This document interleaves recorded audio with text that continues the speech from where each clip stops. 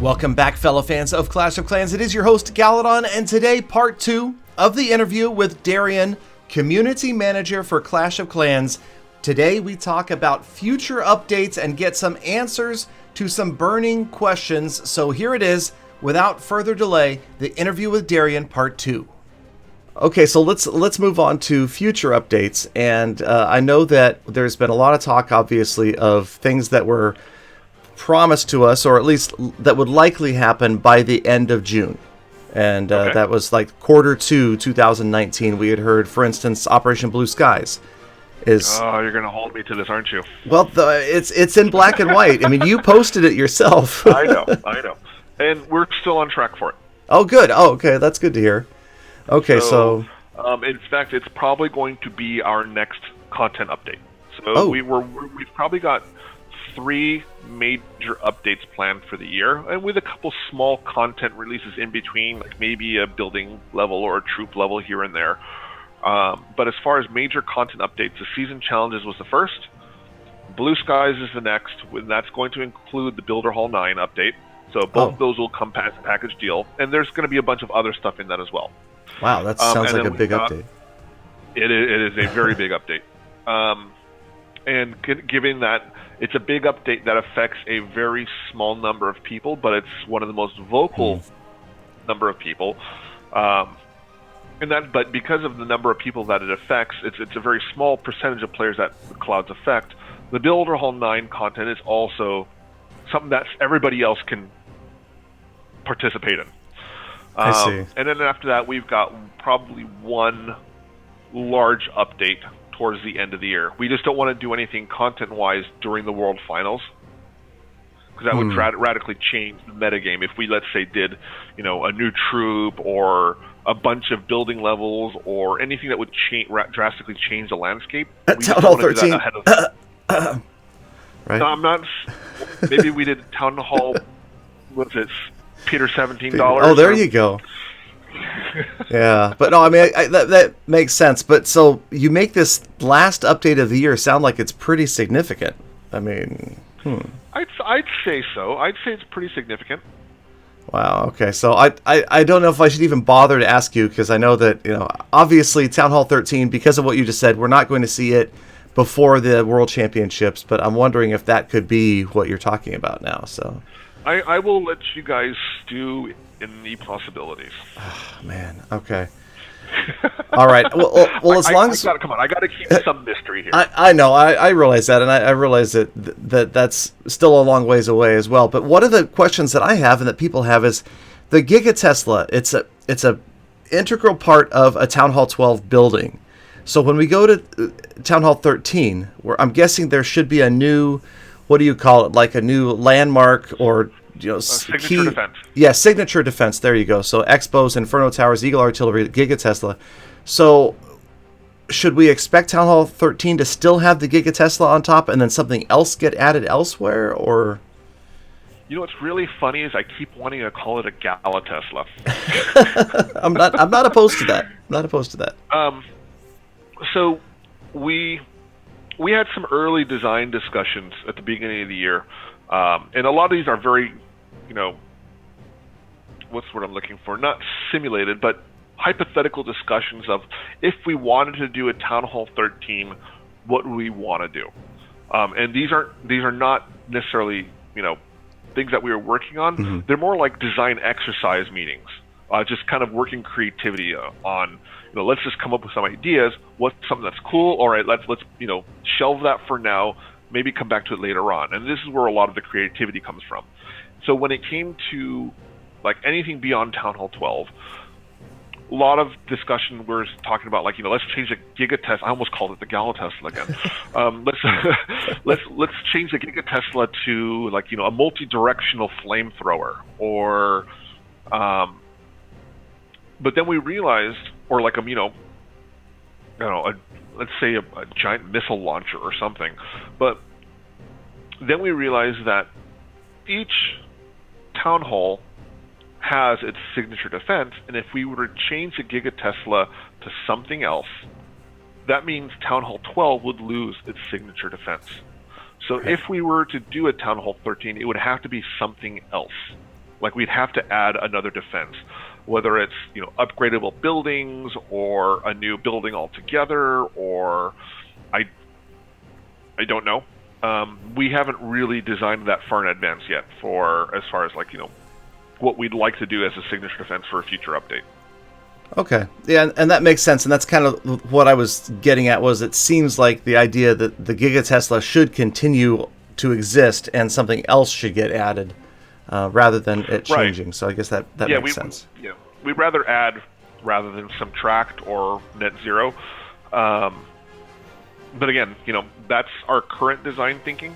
It may change when we start working on it, but that's just our current thinking process right now. Okay, and maybe new levels to a Giga Tesla, right? That'd be maybe crazy. I don't know. Man. Okay, well, all right, we'll think about that one. So, hey, going back, taking just a step back real quick to Builder Hall 9.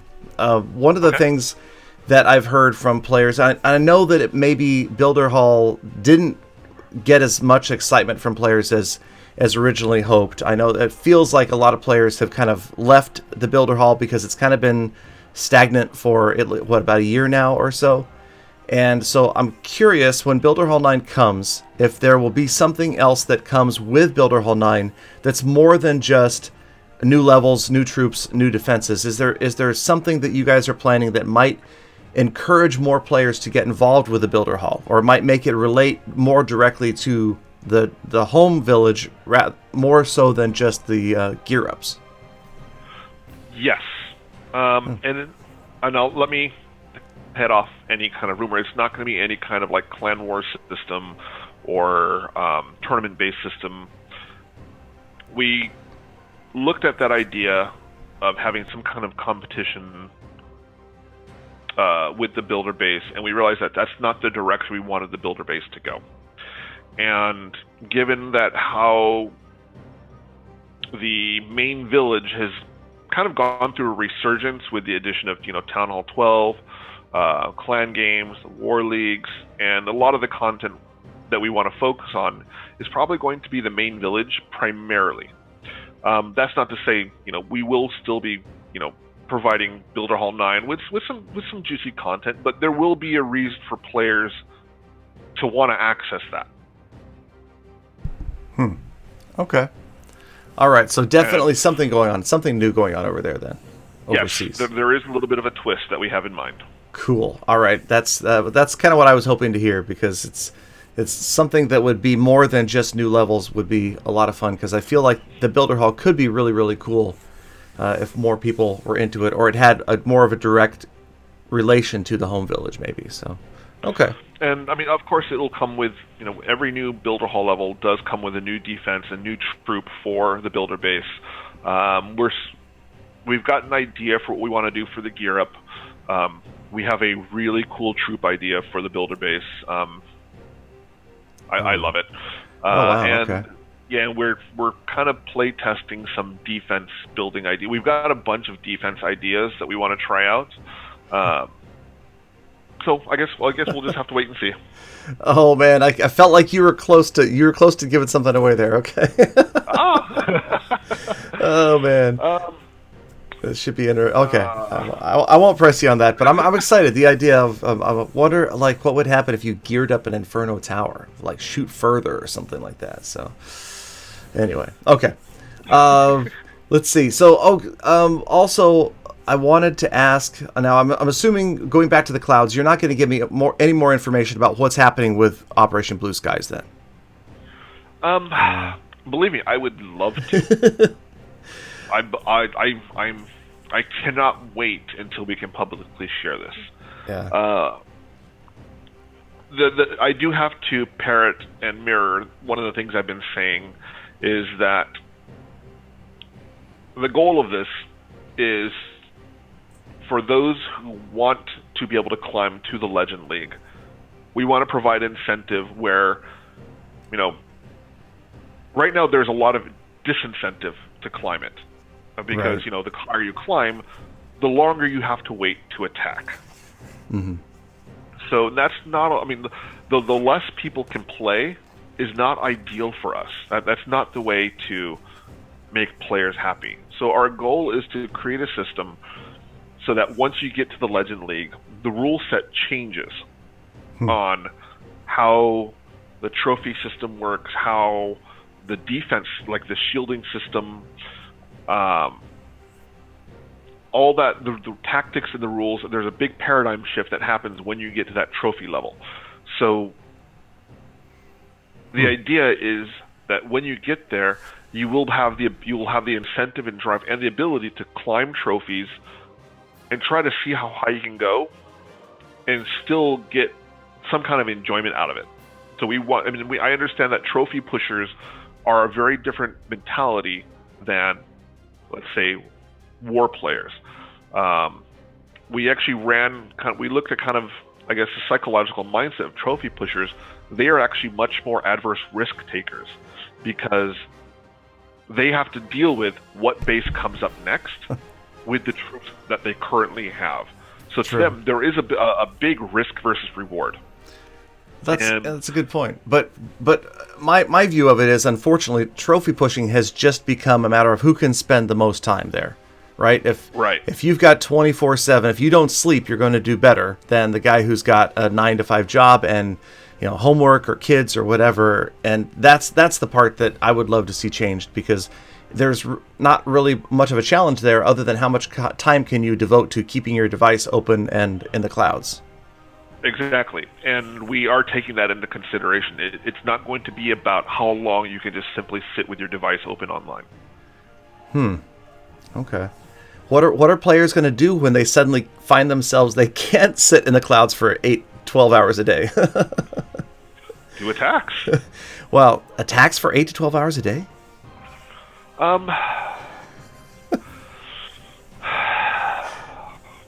Okay. If I say anything else. Yeah, you're right. Okay, I don't want to get you in trouble. I appreciate you taking the time to talk to me, and so yeah, I could see. And I'm just saying, from my personal angle, it seems like that's not likely, just because Supercell has already gone and created this personal break, which is encouraging players to take a break from playing, which could be seen as trying to maybe create more villages to get attacks, but also to keep players from playing and having unhealthy habits. Right, so I mean, I'll kind of, I guess, tantalize with this. One of the things that we've been looking at, and nothing's been set in stone, but is having a number of attacks that are possible. But make sure it's high enough. The number of attacks are high enough where it can be something relatively satisfying, that they feel like they've got something that they felt like they've accomplished something and they were able to climb high enough. And it can't be low enough where it just feels like I just want to do more attacks. But if we make it too high, then that just becomes another matter of how long someone spends online.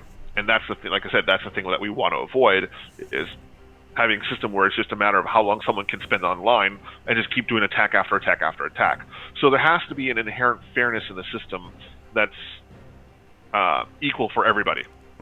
Yeah, that seems like a tough balance to strike, to find that point where you're not just rewarding players for no-lifing it, as they say, but at the same time, you don't want to make players say, well, this is it, that's all you can play Clash today, because that would be just as frustrating, if not more frustrating. Right, exactly. Okay. All right, well, we'll wait and see. Obviously, we're looking forward to that in the next 3 months, I guess it is, or no, what April, May, June. So yeah, somewhere within the next 3 months. Yeah, we're, like I said, still on track for first half of this year. Awesome, good to hear. Well, we're definitely looking forward to that. And I had one last question for you, Darian. And actually, okay, so I have a question and I have two questions. Let me change that. First of all, I have to. I'm sorry. I realize that there is one other thing, and I try not to be negative, and I realize that personal taste is everybody has different tastes, but I personally don't like the new loading screen, and I realize that's, and I don't want to I realize that some people like it because they say it's art, and I can understand that approach to it. Like whoever did that obviously is talented, and that's their take on the game, but it feels to me like it doesn't fit. And so I see a lot of this back and forth as well. Like I talked about the 3D models earlier, a lot of people leaving me comments in the videos and in the streams that they either love it, they think it's fantastic, and they look forward to logging on every time, or they hate it and they can't, and they're somewhat like me. the Archer Queen is giving me a weird look. I mean, let's just be honest. She's I don't know what's going on with her there. What she's thinking. And so, why did you guys make such a dramatic change to the loading screen? It's never changed like this before. I mean, this is really wild. And is it permanent? We wanted to do something different, and we changed the loading screens, with seasonal events. And this was a commissioned piece by a relatively well-known, I guess, web artist. I can't pull up his name right now. It's on the tip of my tongue. And he's an incredibly, incredibly talented artist. We commissioned him to do this piece, and the theme behind it was kind of like rocking out. Like, if you notice the Barbarian King, he's holding his weapon like a guitar. And I believe it was inspired by, I can't remember which rock group it was inspired by, but they're doing a very similar pose where the guitarist is standing behind the vocalist, and the Archer Queen was supposed to look like she's just belting out a loud vocal track or loud lyrics. Like, it's supposed to have this very rock theme to it. And I can understand how that might have been missed or maybe not hit the mark to some people, given that, at least internally, we see the same loading screens, all those 3D models all the time, where it's, two armies charging at each other. So us, being game devs, seeing something this vibrant and different was hugely refreshing and a breath of fresh air for us. We loved it. Well, it's funny, now that you've explained it to me, I like it much better, I have to say. Like, now that completely makes sense to me, that till the rock and roll, it does look like, and now I'm not going to rest until I can find an image that looks like it was modeled after that. Because that's, wow, that is just dead on. Like an 80s heavy metal band vibe. Yeah. That completely makes sense. All right, well, thank you, because I think you just changed my opinion. I actually think I like it now, because before, a lot of people are like, what is the Archer Queen? Why is she yelling? What emotion is she trying to convey right there? And now I totally see that rock and roll theme to that loading screen. So pretty Excellent. Cool. I hope I didn't offend the artist, because again, it wasn't about the art. It was just that, to me, it seemed like a really huge change. Like, I've seen loading screens change, but never this dramatically. Right. So, and I mean, it was, like I said, it was something that we wanted to experiment with. We introduced a new system on the back end to be able to do different kinds of loading screens. In the previous, it was a manual process where it was just, we had to upload an image, do a maintenance update. But now, like we added it to the system that does like the clan games or the in-game events, where we can change them without having to take it down for maintenance. The loading screen is something that we did as well, and this was kind of internally for us to commemorate that. It was kind of a benchmark for what we did on the back end for loading screens. Okay, cool. Well, I appreciate the answer, and I'm definitely going to look at it differently next time I open up Clash, and appreciate it more. So. Nice. All right, so that's where we're going to have to stop for today. This was part 2. Part 3 is just one critical question, probably the most frequently asked question by players of Clash of Clans about a change they would like to see in the game. So stick around for that. Installment 3 in the next couple of days. I don't know what is more surprising, Darian's answers or the fact that I had enough 3-star attacks to show replays for the last 18 minutes. Anyway, thank you guys for being here all the way to the end of the episode. Make sure that you're subscribed. Make sure you have notifications turned on for the earliest and most accurate update information, and of course part 3 of the interview with Darian. Now get out there, make the best of the rest of your day, have a fantastic one, be kind to people, animals, and the planet, and I hope to see you all back here again tomorrow for more full attacks.